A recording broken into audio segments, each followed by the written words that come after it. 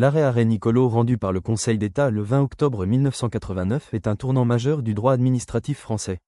Il concerne la question de la compatibilité entre une loi nationale et un traité international ratifié par la France.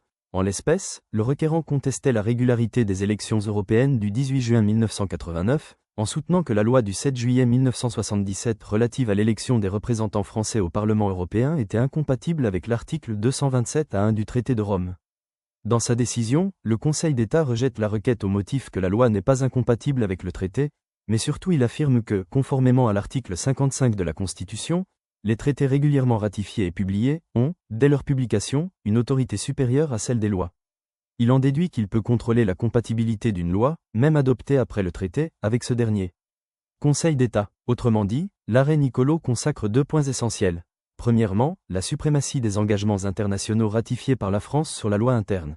Deuxièmement, l'abandon de la théorie dite de la « loi écran », selon laquelle le juge administratif ne pouvait pas écarter l'application d'une loi parce qu'elle faisait écran entre l'acte administratif et le traité.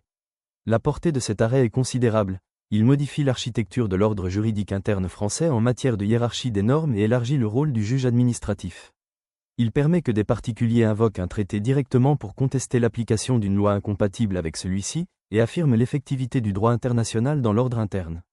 En somme, l'arrêt Niccolo marque le renversement d'une jurisprudence antérieure, en ouvrant au juge administratif une véritable compétence de contrôle de conventionnalité des lois, et affirme que la loi française ne saurait s'appliquer si elle est contraire à un traité ratifié.